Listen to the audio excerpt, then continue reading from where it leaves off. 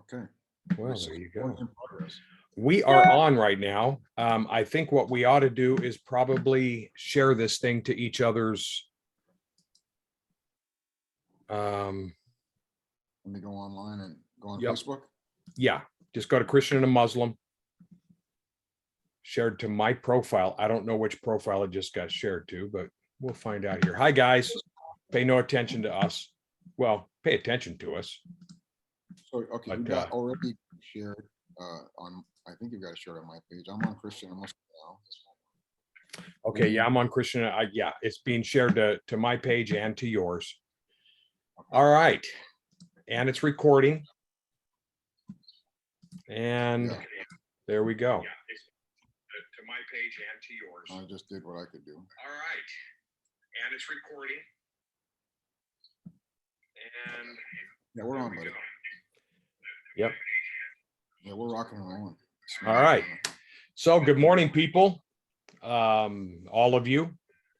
It's been since March that we have done a new 6 months, right?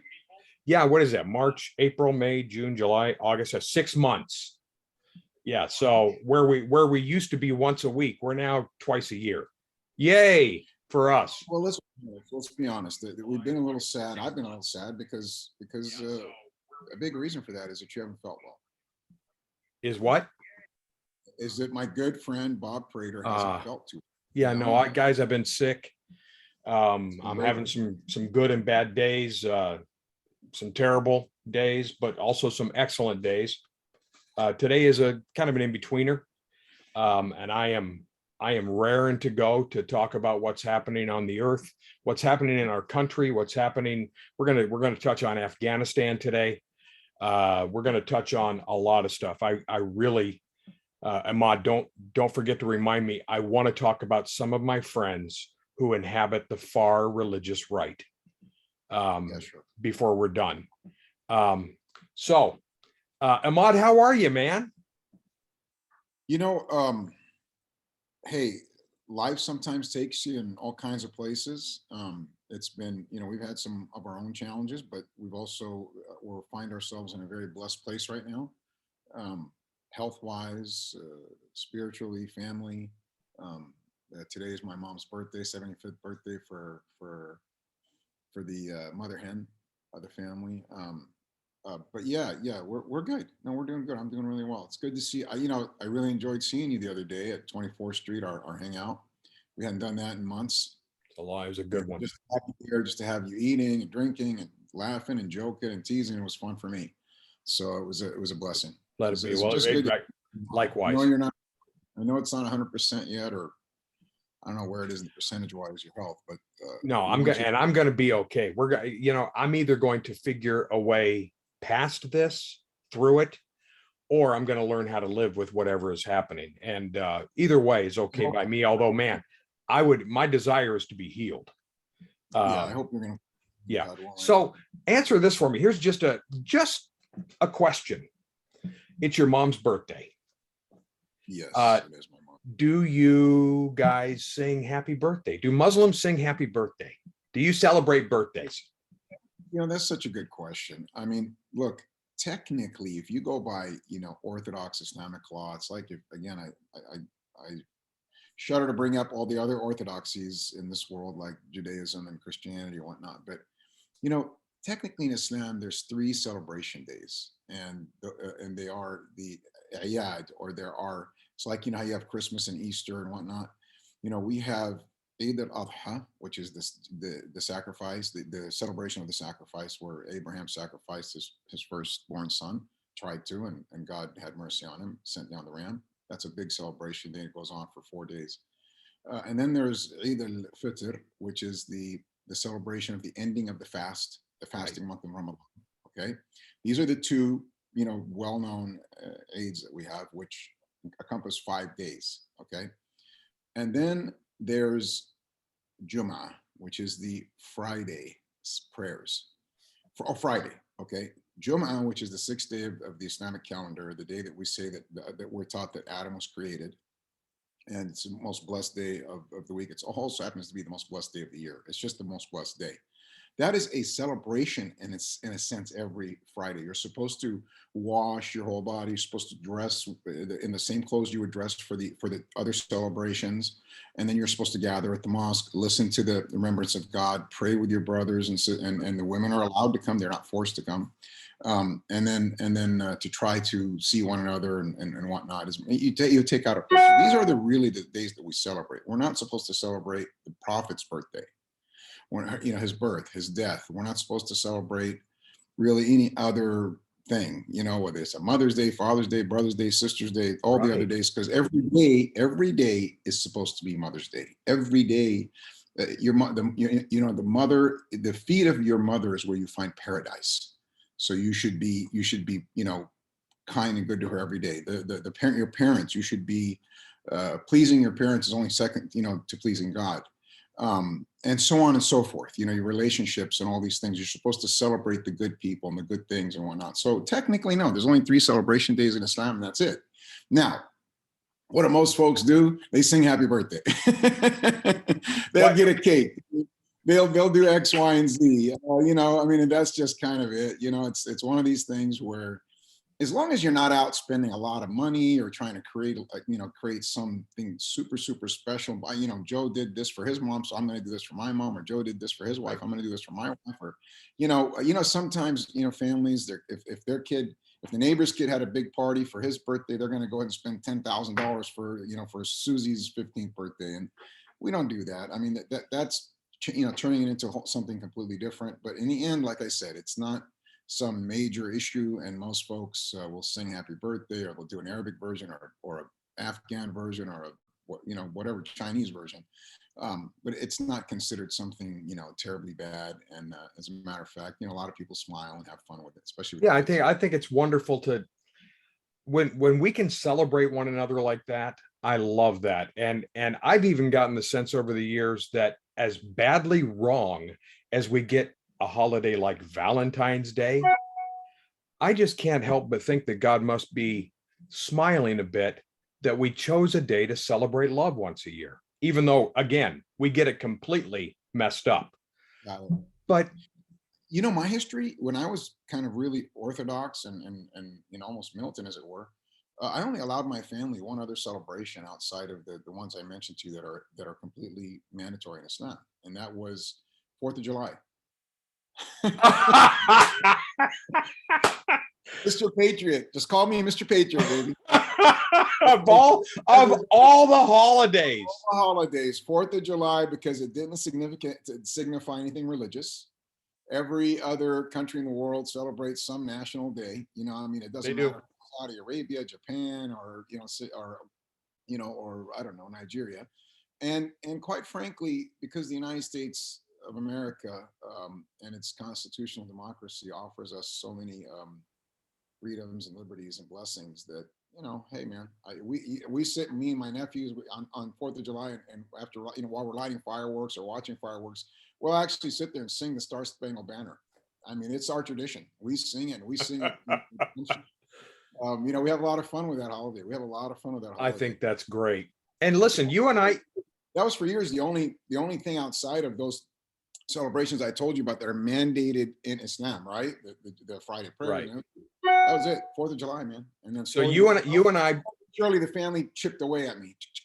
it's what families do. It's why we have them. It's why they're here. So Now I think we yeah, celebrate. contrary to some popular opinion, you and I both love this country. I mean, dearly. Right. But you and I both love it in a way that when we see something wrong, we speak out against it, Exactly. because we want our country to be better. We want to. We always want want us to be. we I want it to want. be I want the United States of America to be everything that it can be, and I like. I like our history, even though it hasn't been pure, of helping people in need. And I know that has not been done purely. And let me shoot this across. This is something that, to your right wing folks, to the left wing folks, to the liberals, to the conservative evangelicals, to the non-religious, there are some things in a constitutional democracy, man, that just don't get better according to your ideology, your theology, your political persuasion. They can't, because it's a democracy. It's a democracy. You can't force people to do things that you want them to do. Right. And so it's sad. That means it's not going to be perfect. Not everyone's going to go to church. Not everyone is not going to drink alcohol. Not everyone is not going to, do this or that or do this or that. And some people just don't get that. I mean, I know as a person who would like to have everybody doing this or doing that or not doing this or not doing that, you come to terms and say, hey, if there are a lot of blessings in a constitutional democracy like ours, and it's a liberal democracy, it's what they call it. It is. And there are some things that you sit there and you say, man, I wish that wasn't the case. Man, I wish they didn't do this, or why do they do that? Or why do they allow this? Why they don't allow that? There are crimes on the books that are not in the Bible or the Quran as being wrong. And there are sins in the Bible and the Quran, major sins that are not crimes. Right. You know what I mean? And you can't change that unless you want to be a theocracy or a totalitarian government of some sort. Thank you. You want to be totalitarian or theocracy, go for it. But don't call yourself a democracy if you want to change that everyone has to do it your way. So let me address this. This leads us straight in. By the way, don't think I'm not going to come back to you at some point and ask you to sing happy birthday to your mom in Arabic. Don't think I'm not going to do that, because I want to hear what it sounds like. All right. So just remind me. But you're right. If we force people to go to church, to love God, to do these things, we're a theocracy completely. And that's a totalitarian way. Force. You cannot legislate faith. You cannot force a person's heart to believe. It has to want to, and especially in a democracy, you can't force things. I mean, you gotta convince people that this is the right way. Put down the bottle of beer. Don't go party. Don't, swear. Don't, you got to convince them why. Do good deeds. Go help the widow and the orphan. They got to want, why am I doing that? Give your money to the poor. But wait, I want to spend my money here. Well, there's something better for you in the afterlife. What's the afterlife? I don't see that. I don't see it anywhere. I can't touch it. Convince them. But they just, now they're at this point where, no, we're going to legislate. We're going to mandate. We're going to show our guns. We're going to threaten, I don't know, man. And the same with the left. The left tried to force, religion out of life. Right. You can't force religion out of life. You can't stop a kid because he wants to pray in the schoolyard. Nope. Or a group of kids that want to pray. My God, let them pray.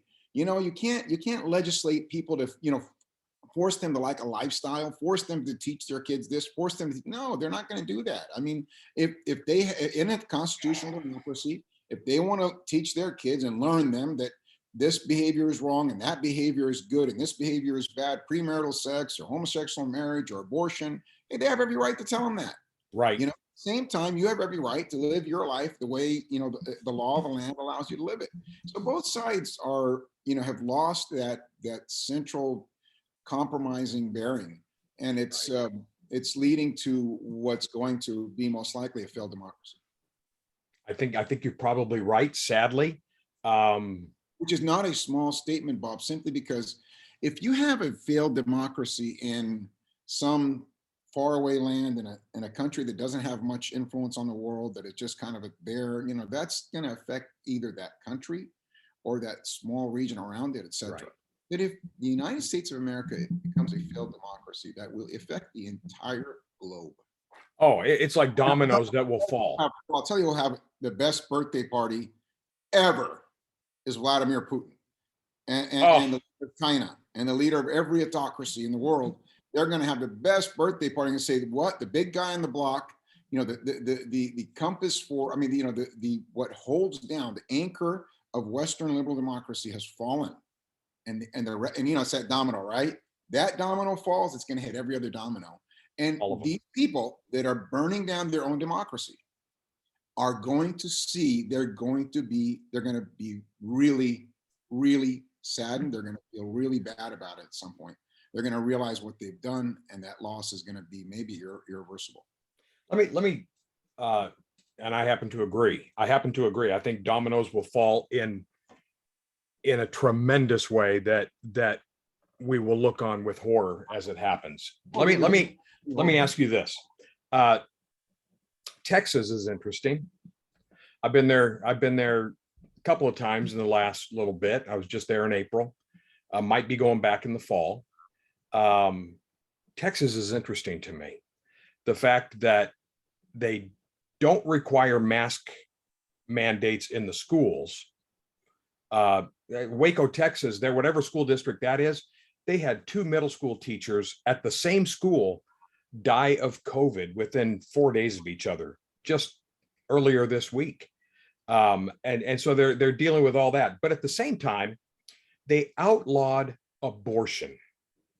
Right. So hold on. Let me say this. And I'm really curious about your thoughts. Well, I'm curious about your. I lean left. You know this. I lean left on most issues. Right. On abortion, I do not. I'm anti-abortion. I really am. I understand the thought process of rape or incest, because I think that is, even then I'm torn on it.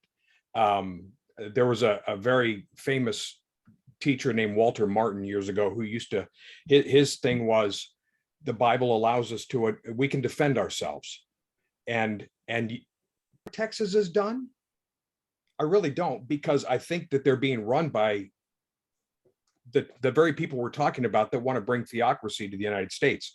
But at the same time, I'm really torn, because I am anti-abortion. So lives are going to be saved while this is happening. So what are your thoughts? I think, again, I think it comes down to what form of government are we, and what form of government do you support, and do you want to maintain this liberal democracy as it is, where the majority of the people, voice their opinion on matters. They get sent, they elect senators and congressmen, and these folks legislate according to the will of the people, and things are voted in by the people, and so on and so forth. If you're going to find loopholes to bypass that process, and one ideological rule rules the day, and they force folks to do things, you're not going to force. First, you're not going to force the desire out of their hearts. No. You're not going to be just, because there are going to be circumstances in which people will need to have an abortion for one reason or the other. And we have to admit that when it comes down to just an absolute pro-life belief, they're very extreme about it. Right, it's true. Why in every case they should not, and then of course they're also dictating when a fetus is a human, et cetera, and they're going back into, literally, the sperm hits the egg, it's a human. And so this is complicated, Bob. I mean, it really is. I'm anti-abortion. I don't believe people should just have sex, get pregnant, and then just say, hey, I don't want the baby. I don't believe in abortion of convenience to just, like, oh no, I got pregnant. Correct. But I even think that they've got folks there that even when the life of the mothers is at stake, they're still going to say, no, you still got to save the baby. And so this isn't how we do this. It's just not how we do it in this government. Now, if you are ready to break down, which is what they've been saying for years, they're ready to tear down this government to get their way.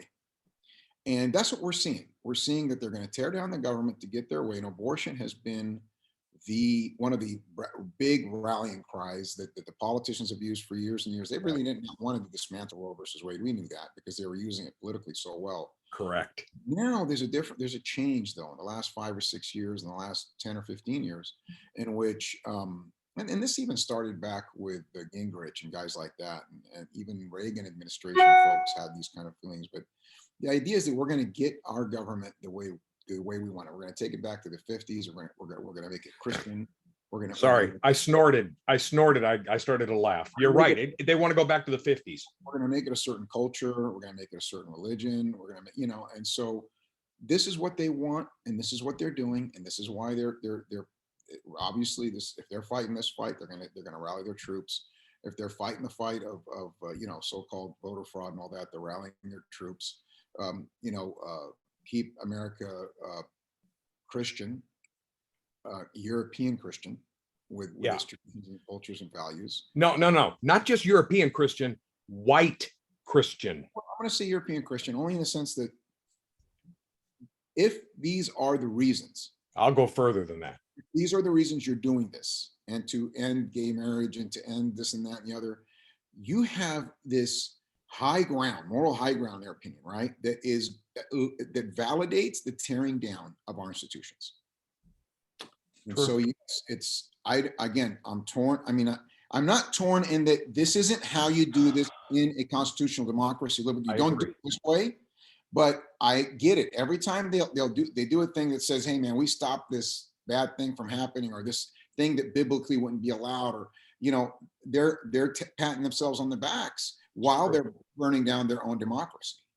You know what I mean? Yep. And so, Well, let me ask you this. So within Christianity,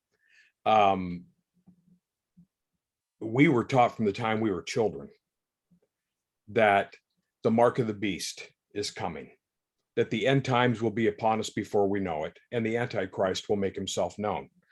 And so, and I can remember, visiting ministers coming in saying, there's going to come a time when they're going to hold a gun to your head and say, do you follow Jesus? Are you a Christian? And what are you going to do? Are you going to say yes, or are you going to say no and have your head blown off? Here's the craziness. Two things. Little did I know that it might not be those radical elements coming in with a gun to my head, and it might be the religious nationalists, those who are so far right that are forcing their way upon everybody. It's like they're putting guns to our heads and saying, do you not believe the way that we believe? And it's X, Y, and Z. Because if not, we've got a gun to your head. And metaphorically, there was a pastor, really famous one. If I said, don't say metaphorically, that's not true. No, they are picking up their arms. They've gone to places. You're right. You're right. It's more than metaphors. With violence, they are going to utilize violence and violent means. They will. So there's a very famous pastor. His name is Bill Johnson. He pastors a very influential church out of Redding, California, called Bethel Church, and they're a worldwide force. I mean, for real. And I've been there many times. I've met Bill. I've hung out a little bit with Bill. Bill just recently said, I'm not saying don't get your vaccines. I'm not saying don't wear a mask. But if you think this isn't a dress rehearsal for the mark of the beast, you are sorely mistaken. Which, I understand his thought process here. They're going to force you to vaccinate. Yeah, because he goes through and says you can't buy or sell, you can't do business, you can't attend this, you can't go here without having that vaccine. He said, I don't know if this is it, but I think it's a dress rehearsal, and I think it's conditioning us for what might come next. And so, and you could hear people in the, hold on, you could hear people in the congregation whooping and hollering like, yeah, finally somebody's speaking the truth. I understand where he's coming from. He's a pretty measured man. I was surprised that this came out of his mouth, but he is normally pretty measured. That's a very foolish statement. Oh, I think that's the word, foolish. I think when you're speaking to a congregation, you can fire them up, and a statement like that might cost some people their lives. So the mark of the beast, the gun to the head, are you a Christian? All these things that we grew up with, are there equivalencies in Islam? Yes, absolutely. But in Islam, it's far more accurate. It has not been tampered with. Unfortunately, Bob, I'm going to say this, you can hate me for it. I will. The Bible has been complete. The New Testament is not in its original language. It has been translated. All right, hold on. Just there are interpretational mistakes.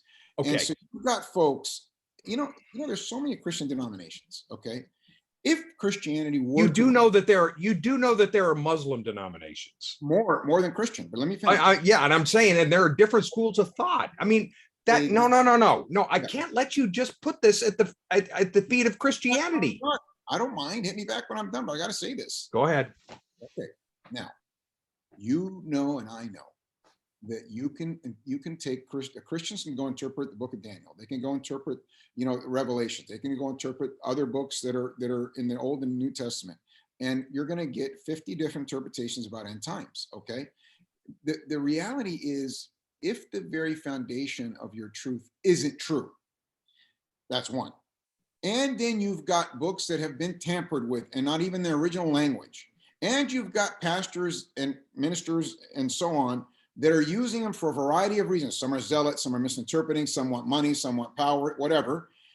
You got a mess on your hands because they're trying to justify some of the prophecies and prophetic thoughts are true.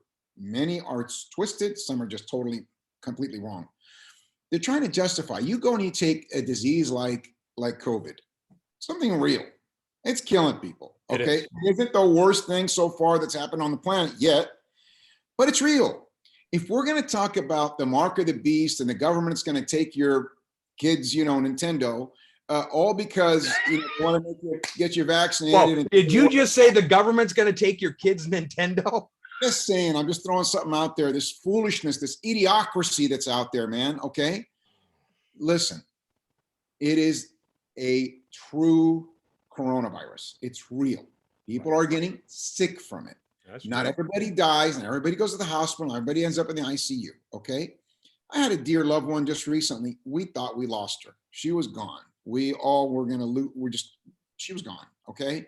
And they didn't get vaccinated. They didn't think they needed to. Right. And, my cousin got terribly sick and we almost lost his wife. Oh. And thank God. I mean, induced coma, weeks in the hospital, oxygen levels with assistance down to 40. And we just thought it was over. It was COVID. It was COVID-19. Whoa. The flu doesn't really do that very often. The young, young, healthy folks, they're both healthy. Right. They both eat well. They both do well, et cetera. She's in her 40s and we almost lost her. Thank God she made it. She's on the mend, but I mean, it's going to take a while to mend. Right. Anyway, point is, if a pastor is going to use something real like COVID-19 and where governments are trying to figure out how to deal with it, governments, I've been in the Middle East and Europe, and they're trying to deal with it, and so are we. All the governments in the world trying to deal with it, and try to turn that into the mark of the beast, and they're going to force you. They're going to take your kids' Nintendo and all that. Bob, this is lunacy. If you want to be a responsible pastor, don't say that crap. I agree. Come in with a balanced understanding. Talk from. I'm going to go to a pastor if I want to hear about the Bible. He needs to go to the scientist who wants to hear about COVID-19. And so they need to talk in a way where they've got good knowledge. They've got the consensus of the knowledge. They're using it. They're using the biblical, interpretation. They're saying, no, this could be a little of, maybe it is overreach here and overreach there. Maybe, Gavin Newsom reached a little bit too much here, or this guy reached too much there, or this guy didn't. But no, this is real. That would be a rational, responsible statement from a religious leader. Anything else of what in the ilk of what you're talking about is rubbish. RUBBISH. Right. So let me. Now, answer your question. Ask me if you want. Yeah. Now, so I want to come back to the original question that I asked you, which is there something equivalent that puts fear in the hearts of Muslims like the mark of the beast does with Christians? Nothing to do with masks or vaccines or social distancing. No. So there aren't crazy people. Listen, homosexual marriage, children being born out of wedlock, the advent of people abandoning horses and camels and utilizing other modes of transportation, building tall skyscrapers, sandal wearing Bedouin goat herders that are now competing with each other to build the highest skyscrapers in the world, wars in Iraq and Syria. There are a lot of prophecies that tell us that we're in a time in which something big is going to happen. What big means is listen, end times means the day of judgment. Well, end times for us, because the prophet said the day of judgment and I came together were like this close. Because he's looking back at God knows how many thousands of years humans have been around and how many millions of years or billions of years the entire creation had been created from, right? So him and the judgment came this way. It's already been 1,450 years. So what we talk about are these days of patience that are coming, which are going to be marked by the Antichrist. Once the Antichrist is on the scene, things will happen fast after that.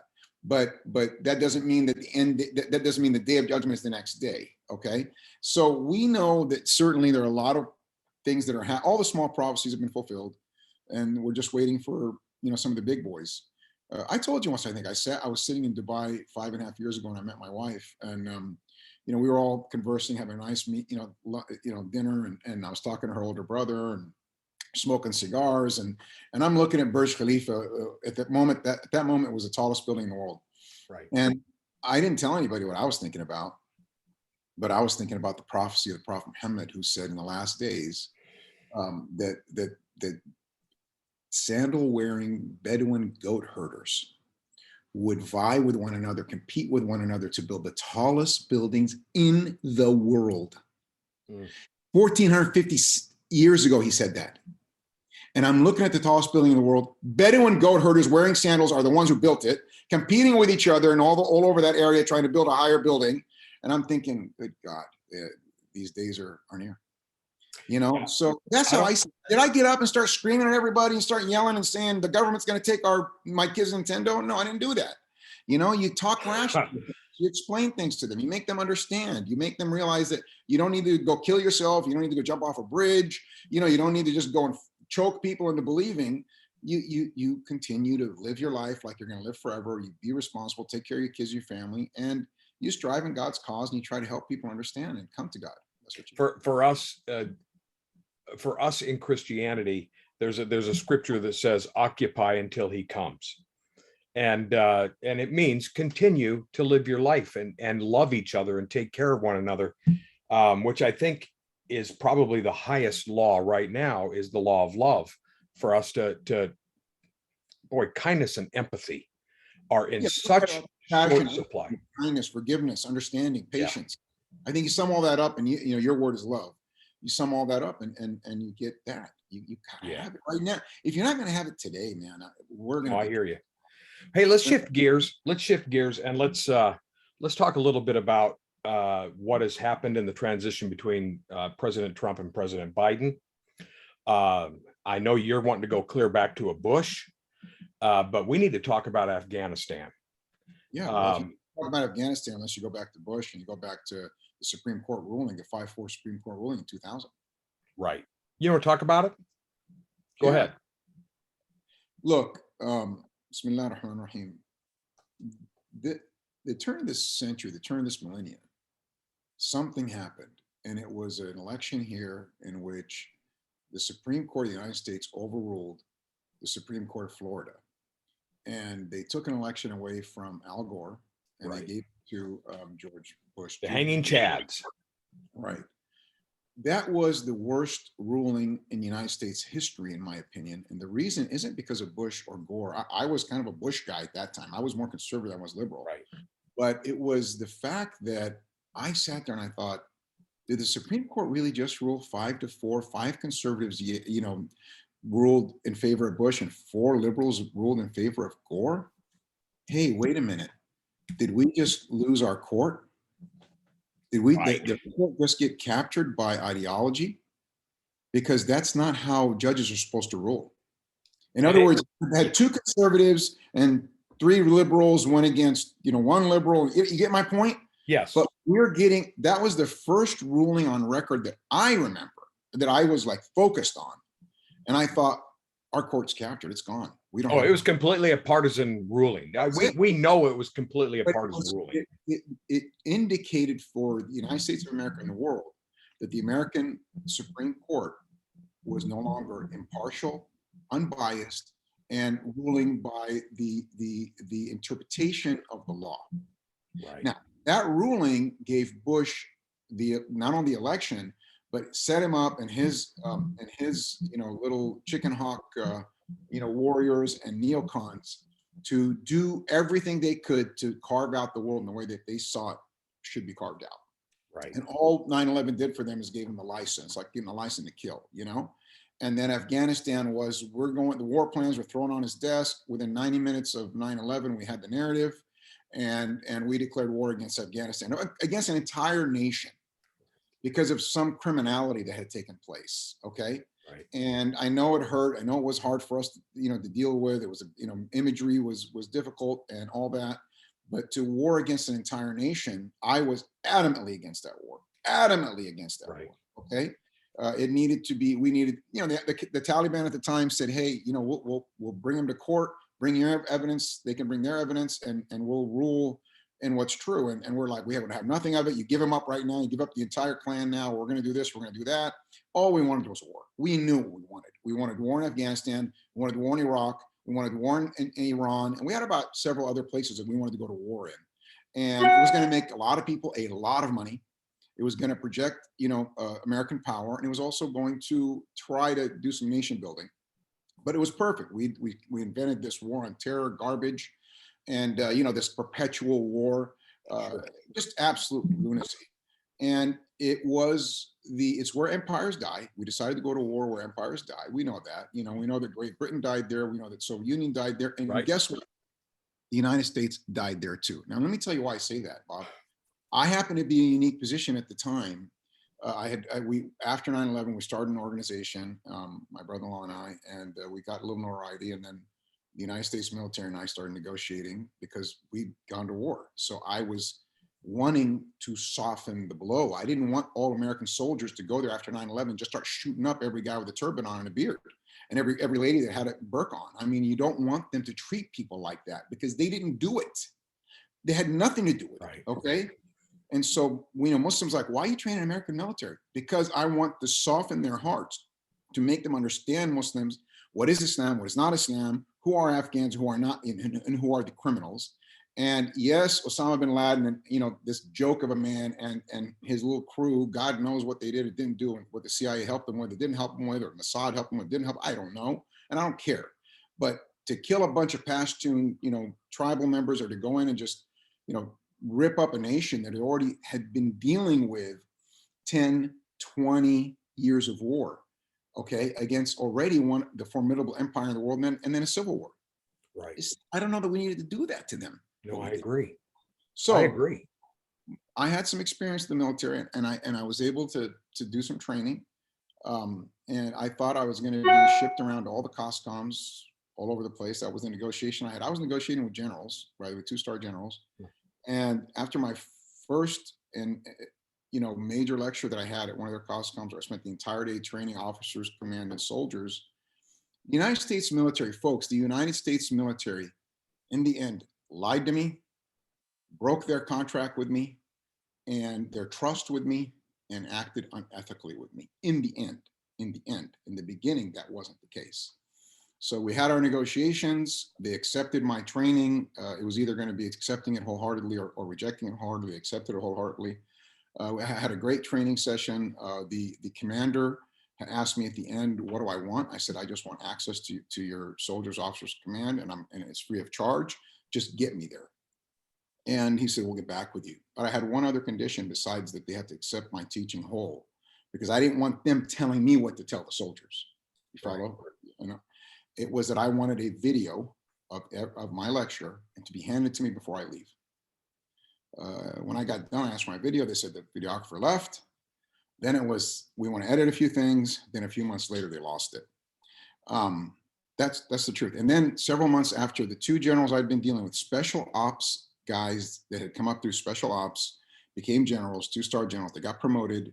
The new guys didn't want to deal with me anymore. At the same time, the brass in Washington was really upset that special ops and the CIA, but special ops was controlling the war in Afghanistan at the time. They were growing their beards, wearing turbans, sitting on the ground, drinking tea, knocking on doors, saying Assalamu alaikum, and not ripping down burqas. It didn't see every Afghan with a turban and beard as Osama bin Laden. So they got mad about that. They wanted the beard shaven. They wanted people in soldiers' clothing.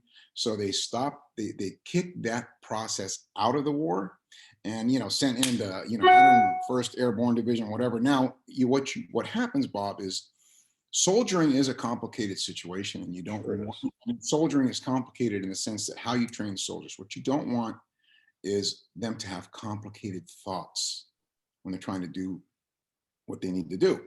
You want to simplify. Yes. The problem with a nuanced teacher like me is these soldiers get complicated thoughts. So when I finished my lecture, this was an all-day training session. Okay. I first dealt with— Wait a minute. I just have to say this. Did you just call yourself nuanced? No, my teaching methodology. Okay. I'm just playing. This is a serious discussion. I got to be honest with you, because what happened was soldiers were getting up and saying, if we were being taught this, instead of these magazines they're giving us and the stuff we're hearing that they let us listen to on the radio, like, there would be no confusion. Why isn't your teaching all over the country? And I said, I pointed at the command and I said, tell them, because they're the ones that would control whether or not they can move us around and get us teaching, you guys. Right. But what it did was it created this complex thought about something like an Afghan tribal, society, a cultural situation, an Right. Islamic religion that is a world religion. Instead of just, look, man, you get your job done, you get in there, you shoot, you ask questions later, whatever. When they did that, they did that. They actually switched their methodology, and now they started bashing down doors and ripping down burqas. And you got a turban on or a beard, you better not have a gun in your hand or even a knife.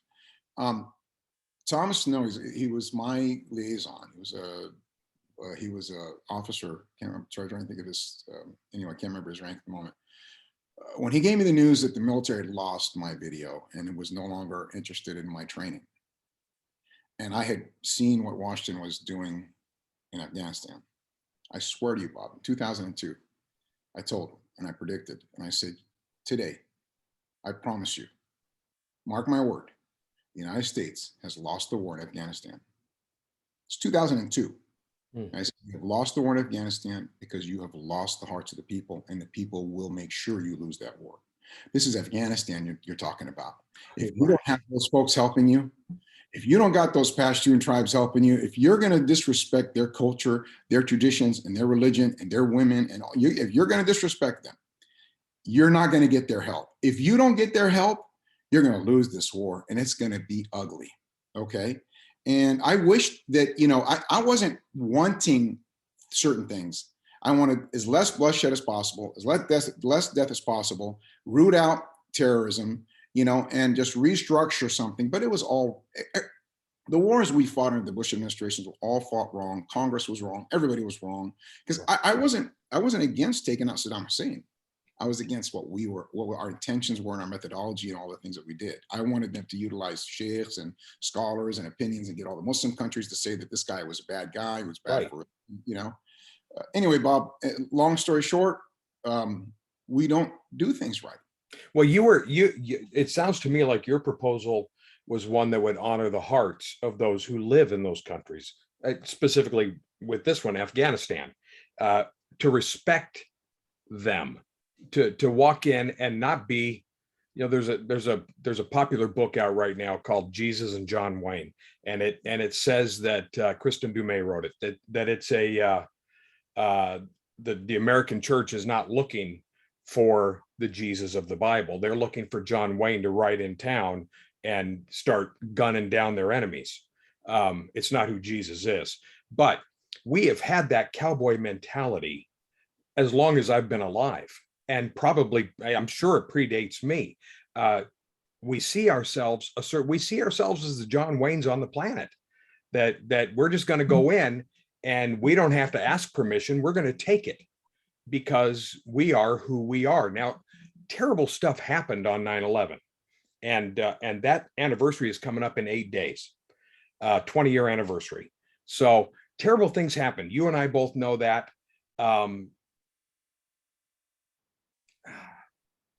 It doesn't justify what we have then gone and done. So Ahmad, I love these stories from you. It wouldn't justify it. It doesn't come. It is so far beyond. I know what we were allowed to do. We did was so far beyond what we were allowed to do. Because Ahmad, this was never suffered. Bob, please. This is always about the convenience of Americans. It's always about keeping our homes at 72 degrees and our cars filled with gas. With the world and this idea that we don't do anything wrong, but everyone else does. Okay. Perfect. And there's never any justification for any response to our actions. Okay. And it's like, look, the idea that the Taliban and the Pashtun tribes are backwards and all that. Look, there's a reason why these horseback riding, sandal wearing, sword slinging guys beat the shit out of the British Empire, the Soviet Union, and the American Empire. Right. I mean, there must be something to them. Very simple, very interesting, very hard. I remember the soldiers that were talking about the Afghan warriors early on in the war, and they said when people were trying to disrespect them, there was these chicken hawk congressmen. They were saying, "I don't know why these guys hide in caves. Why didn't they just stand out in the open and fight?" Of course, they got these bombers that are dropping 500-ton bombs, and they got no airplanes or jet fighters or missiles or anything. Yeah, I'm sure you congressmen would have gone out and stood out and just said, drop a bomb on my head. Just stupid shit like that. Excuse my language. Well, the soldiers are saying, no, no, no, no. These dudes are serious. These dudes are real warriors. We may not agree with them. They may be our enemy, but we can respect that they're fighting. They fight with a cause and they fight to the death. And the point, my whole point was, don't bite off more than you can chew. There you go. Oh, listen, not just militarily, but culturally. Bob, our real lesson was the cultural lesson. I think cultural thought has to supersede military thought here. Yeah, I mean, because what we did culturally was wrong. Right. What did we talk about in the beginning of this podcast is that how we're trying to force, our ideology, our religious ideology. We don't want this, we want that. Like, when do they stop? Should women wear shorts? Should people have bikinis on? Should we do this and should we do that? Where do you stop, right? So really, you shouldn't stop anywhere. If you're going to go down that road, you might as well go down and listen to Paul. Hey, women, stay home, cover your head, do this and that, listen to your husbands. I mean, let's just go the whole route, right? So where do you stop, oh Christian folk, evangelical, religious people? Where do you stop? You damn well know you don't know where to stop. You're a hypocrite because you're stopping where it's convenient for you to stop, where you want to stop, not where the Bible tells you to stop. Okay? Well, look, this is the opposite of true. Whoa, let that sit there for a minute. Let that sit there for a minute, because you're as much as I wanted to jump on you for saying that, I can't jump on you, because we're willing to go as far as our comfort levels will take us. The moment it becomes uncomfortable for us. Abortion, yes. Homosexuality, yes. Bathing suits, no. Beer, no. This, no. That, no. I mean, come on, let's be honest with each other. This is all a bunch of bullshit, people. You don't want to honor God, honor him truthfully. Stop ignoring the verses you don't like and picking the ones you do like. Please, I really like you guys to stop doing that shit. We don't do it in Islam. Stop doing it in Christianity. Oh, so, wait a minute. Wait a minute. No, wait, just a cotton picking minute. We know we're wrong. We admit we're wrong. Okay? Like I told you. Oh, really? I have to admit to you, only have 3 celebrations, but we wait. Oh, no. Wait. There are factions within Islam, just like there are within Christianity, of crazy. There are factions of crazy. Christians are getting away with murder in the sense. So are Muslims. They don't take blame for the other restrictions in Christendom, in the Bible, in the Torah, in the Injil, but we get to take blame for everything that's in the Quran. Everything, whether we live by it or not, or it's allowed, mandated, or legislated or not, we have to take blame. They don't have. We haven't raised our voices at each other for a while, so this is okay. I'm raising anybody out there who's going to try. I'm not raising it at you. I'm raising it. I know. Any Christian out there that's going to point a finger at one thing while they're ignoring the other. Right. And listen, I'm saying, I'm saying that both Abrahamic religions have gotten some things wrong, and we've got extremists on both in both of our camps. White and Christian, not white and Christian, white and European, forgetting that, what was white and European about Christianity when it started, folks? What? Nothing. Anything? Please tell me. Okay, come on. Come on. Jesus doesn't sit down and shit kick and sit on sit there and rope cattle and. There's a on bacon. He didn't. There's a school of thought within Christianity. There's a school of thought within Christianity, and it's white supremacist Christianity called British Israelism. I don't know if you're familiar with that term, but British Israelism says that white Europeans, the blessing that was on Israel has now fallen upon them. I can't recall that terminology, but yeah, I was trying to connect another dot, Bob. Go ahead. That the Afghan tribes, the Pashtun tribes, I'm not telling you I'm for or against anybody right now. I'm just mentioning something. They've got some ways that are really harsh and hard for us to understand, okay? And some women don't want to live that way.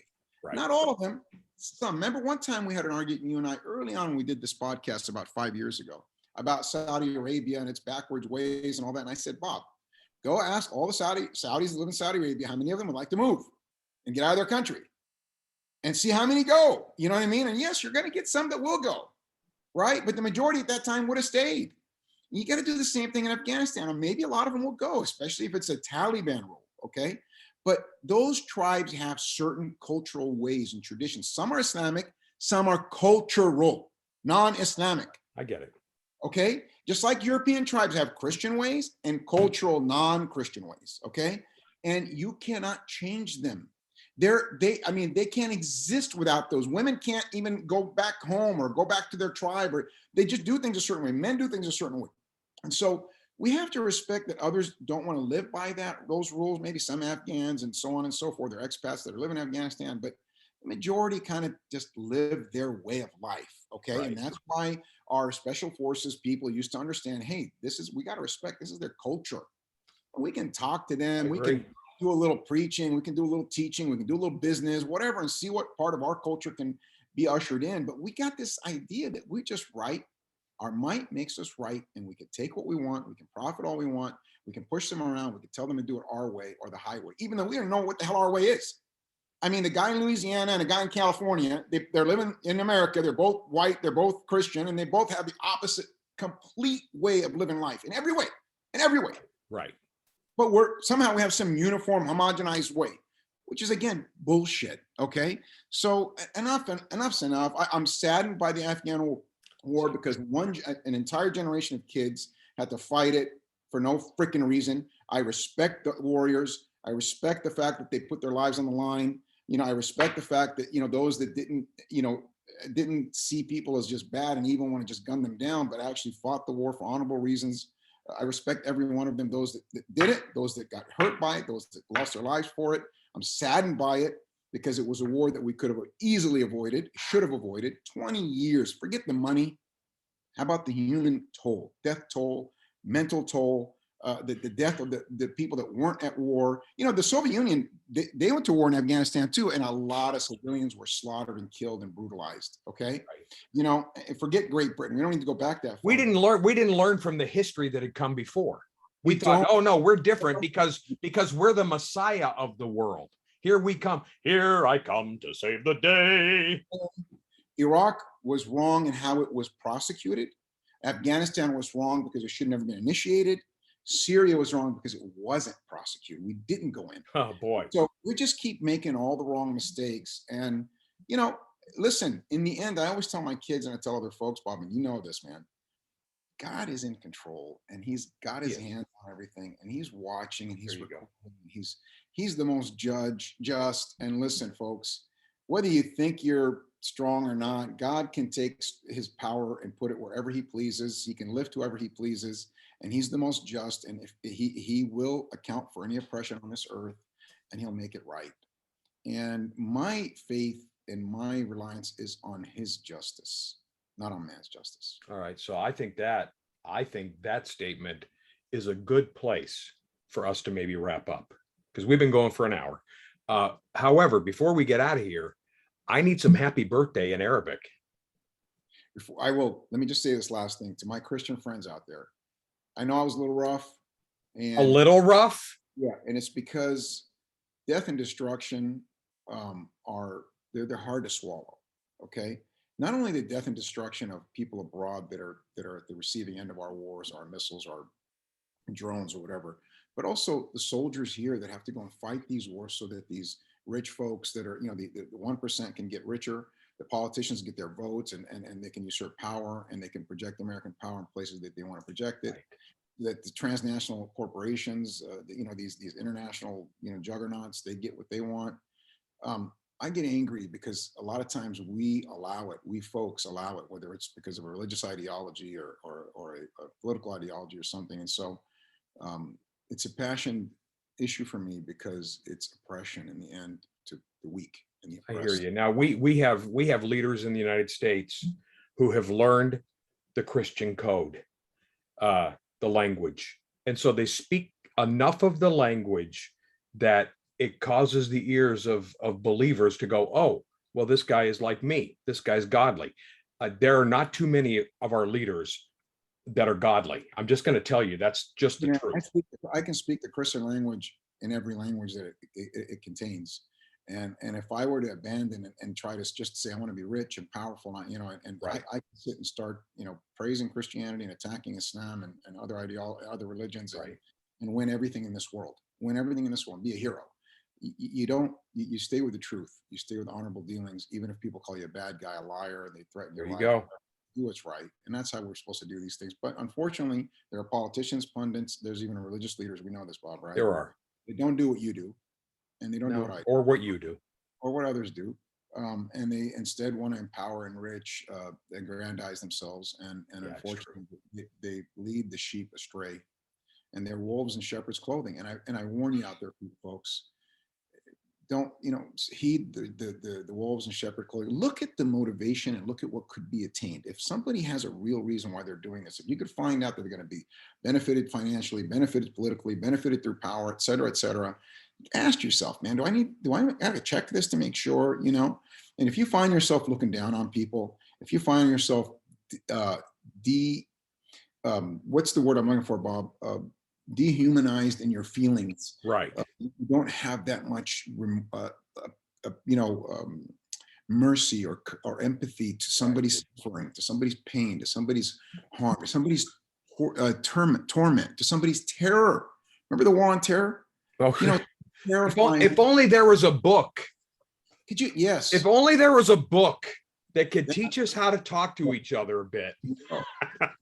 If you can't be empathetic to another person's sadness, oppression, injustice, terror, fear, anxiety, check yourself. Because if you're Christian or Jewish or Muslim, and you feel you don't have those emotions, there's something terribly wrong with you, and terribly wrong with your comprehension of faith and how your I'm heart with you. is accepting, how your mind is processing. I'm with you. So give us that happy birthday. سنة حلوة يا جميل سنة حلوة يا جميل سنة حلوة سنة حلوة سنة حلوة يا جميل. In this case, it's Sept or nada. Well, happy birthday, Mom. Happy birthday. Mom, and God bless America. God bless this planet. Let's get past COVID. Go get your vaccination, guys, if you haven't done it yet. Please. There is a way out of this thing, if we can just love our neighbors a little better and a little different. So much love to you until the next time, and let's not make it 6 months this next time. Well, wait, hey, Godspeed you and good health. Thank you. I appreciate that. My good friend to be healthy. All right, guys, we'll see you next time. Take care.